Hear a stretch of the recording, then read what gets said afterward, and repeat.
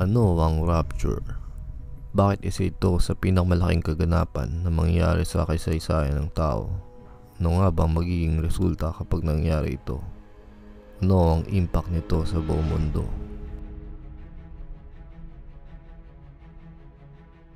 Isa sa pinakamalaking kaganapan na mangyayari sa kasaysayan ng mundo ay ang rapture. Ang salitang rapture ay hindi matatagpuan sa Biblia, ngunit ang konsepto na ito ay makikita sa banal na aklat. Ang rapture ay salita na nagmumula sa Greek word na harpazo, o ang ibig sabihin sa Ingles ay snatch away, at paghablot o pag-agaw naman sa Tagalog.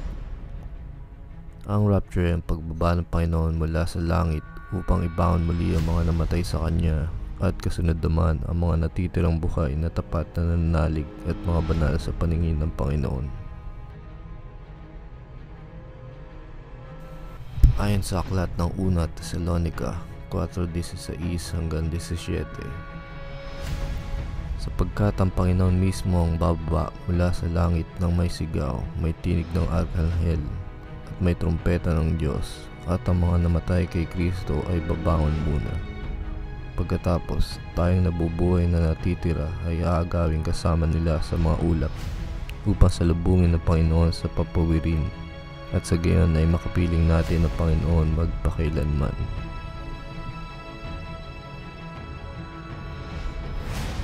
Ang rapture at ang muling pagbalik ng Panginoong Hesus ay magkaibang okasyon. Sa kaganapan ng rapture, hindi tatapak ang Panginoong Hesus sa lupa, ngunit siya ay mananatili sa himpapawid lamang upang sunduin ang lahat ng nararapat sa Kanya.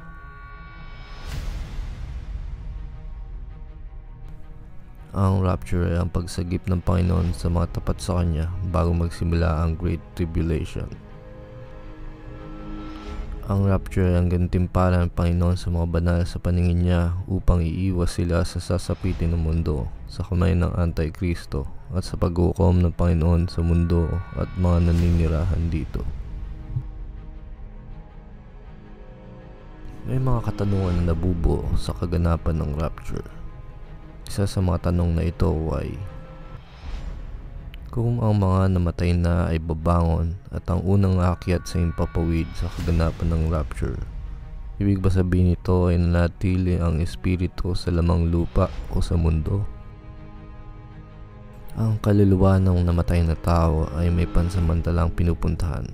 Ito ay mapupunta sa tinatawag na Hades o Sheol. Ang Hades o Sheol ay may dalawang kompartamento. Ito ay ang paradise o tinatawag din na Abraham's bosom. At ang isa naman ay sa place of torment, madalas tawaging hell. Ito ay nakadepende sa tao kung paano siya namuhay sa mundo. Walang binanggit sa Biblia na may purgatorio o ang konsepto na kapag namatay ang tao, maaari itong ipagdasal upang malinisan ang kanyang kaluluwa para makaakyat sa langit. Ang espiritu ng tao ay dederecho sa lugar kung saan ito nararapat. Ang sabi ng Biblia sa mga Hebreo 9:27, at yamang itinakda sa mga tao ang mamatay na minsan, at pagkatapos nito ay ang paghuhukom. Ang sabi sa English Bible sa Luke 16:19-31, matatagpuan ang kwento ng isang mayaman at ng mahirap na nagngangalang Lazarus. Ang sabi sa verse 22, so it was that the beggar died and was carried by the angels to Abraham's bosom. The rich man also died and was buried, and being in torments in Hades, he lifted up his eyes and saw Abraham afar off, and Lazarus in his bosom. Then he cried and said, Father Abraham, have mercy on me. Send Lazarus that he may dip the tip of his finger in water and cool my tongue, for I am tormented in this flame. But Abraham said, Son, remember that in your lifetime you received your good things, and likewise Lazarus evil things. But now he is comforted, and you are tormented. And besides all this, between us and you, there is a great gulf fixed, so that those who want to pass from here to you cannot, nor can those from there pass to us. Noong namatay ang pulube, dinala siya ng mga anghel sa lugar na tinatawag na Abraham's Bosom, at ang mayaman naman ay napunta sa lugar na hinagpis o tinatawag din na place of torment o hell. Sa ibang translation ng Biblia, katulad ng NIV at ESV, ang Abraham's Bosom ay nakatranslate na Abraham's side o sa piling ni Abraham. Ang Abraham's Bosom ay isang lugar na pinututunguhan ng espiritu ng mga sumampalataya sa Diyos at mga karapat-dapat sa paningin niya. Samantalang mga taong hindi sumasampalataya o naligtas ay napupunta naman sa place of torment o tinatawag din nating hell. At sa pagitan nito ay may malaking gulpo o gulf na humahadlang na walang sino mga espiritu makakatawid mula sa place of torment papunta sa paraiso o sa paraiso naman papunta sa place of torment.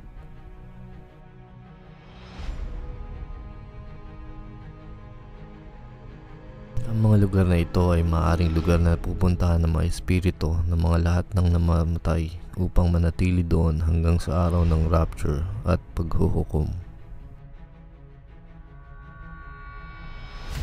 Kung maalala nyo ang kwento ng pagpako sa Panginoong Jesus sa krus, matatandaan nyo na may dalawang kriminal na pinako rin sa tabi niya. Ang isa ay naniwala na si Jesus ay Diyos at ang isa naman ay hindi. Ano ang sinabi ng Panginoong Jesus sa nanampalataya? Sa aklat ng Luke 23:42-43, then said to Jesus, "Remember me when you come into your kingdom. Truly I say to you, today you will be with me in paradise." Malinaw na sinabi ng Panginoon na makakasama siya sa paradise o paraiso. Paradise o paraiso ang lugar na binanggit ni Jesus na pupuntahan nila at hindi ang langit. Ito ay isang indikasyon na magkaiba ang paraiso na binanggit ng Panginoong Jesus sa langit kung saan naninirahan ang Diyos Ama.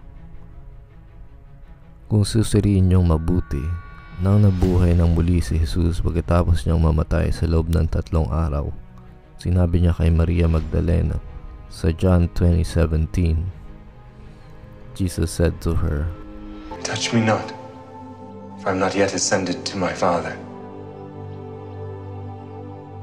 But go to my brethren, and say unto them, I ascend unto my Father, and your Father, and to my God, and your God." At pagkatapos ng 40 days, ang Panginoong Jesus ay umakyat na sa langit kapilang ng Diyos Ama. Ang ibig sabihin lamang nito ay nanatili ang Panginoong Jesus kasama ang nanampalatayang kriminal sa Kanya sa paraiso at hindi siya umakyat sa Kanyang Ama sa loob ng 3 araw. Ito lamang ang isa sa mga reasonableng paliwanag kung bakit sa araw ng rapture ay babangon muli ang mga namatay na nanampalataya sa Kanya at susunod naman ang mga buhay pa. Maaring ang mga espiritu ng mga namatay at ang mga nabubuhay ay kinakailangan ng panibagong anyo o tinatawag na transfiguration o glorified body bago ito makaakyat sa mismong pinaninirahan ng Diyos Ama na tinatawag na langit. Ang sabi sa Tagalog na Biblia sa unang Korinto 15:50-54, mga kapatid, sinasabi ko ito, ang laman at dugo ay hindi magmamana ng kaharian ng Diyos. Ni ang may pagkasira ay magmamana ng walang pagkasira. Makinig kayo, sasabihin ko sa inyo ang isang hiwaga. Hindi tayong lahat ay mamamatay, ngunit tayong lahat ay babaguhin. Sa isang saglit, sa isang kisap mata, sa huling pagtunog ng trompeta, sapagkat ang trompeta ay tutunog, at ang mga patay ay mabubuhay na walang pagkasira at tayo ay babaguhin. Katulad na lamang ng anyo ni Jesus nung siya'y nabuhay ng muli at nanatili sa mundo sa loob ng 40 days. Siya ay kumain muli kasama ng mga disipulo at siya ay nahawakan ni Thomas na hindi kagad naniwala na nabuhay muli si Jesus. Ang transfiguration o pagbabagong anyo ay makikita rin sa Matthew 17:1-2. pagkaraan ng 6 na araw, isinama ni Jesus sina Pedro, Santiago at si Juan na kanyang kapatid at sila'y dinalang bukod sa isang mataas na bundok. Nagbagong anyo siya sa harap nila at nagliwanag ang kanyang muka na tulad ng araw at pumuti ang kanyang mga damit na tulad sa ilaw. Ang bagong anyong ito ay may kakayahang maging katawan katulad ng mga buhay na tao at maging espiritu. Ang anyong ito ay maaaring katulad din sa katawan meron ang mga anghel na may kakayahang magkaroon ng pisikal na katawan, gaya ng sinabi sa Biblia sa aklat ng Genesis 6 na nakipagtalik ang ilang mga anghel sa mga babaeng tao nang sila ay matukso at nagbunga ng mga anak na may kakaibang anyo at katangian. Ang ilan ay naging higante at ang ilan naman ay napakatalinong nilalang at may mga kapangyarihan.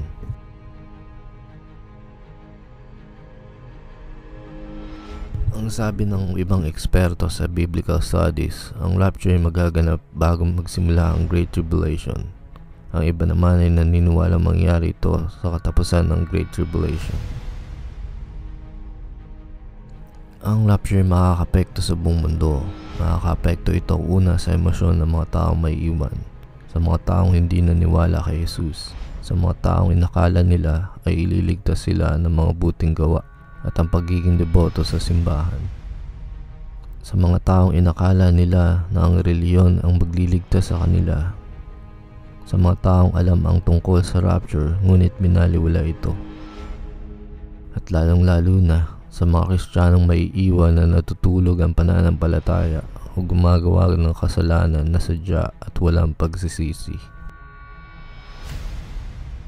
Magdudulot ito ng kamatayan, aksidente, pagkalito at matinding kaguluhan sa mundo.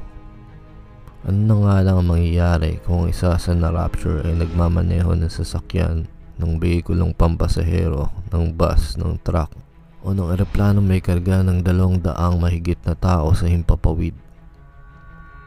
Maapektuhan din ito ng ekonomiya ng bansa at ganoon din sa ekonomiya ng buong mundo.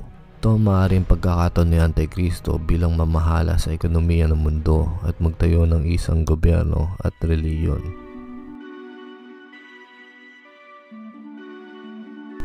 Masasabi mo bang malapit na ang mangyari ang rapture?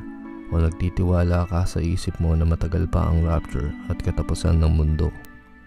Makakasama ka kaya o isa ka sa may iwan na kailangang harapin ang pag-uukom ng Diyos sa mundo? Maliligtas ka kaya o isa ka sa tutugisin ni Antikristo upang tanggapin ang marka niya?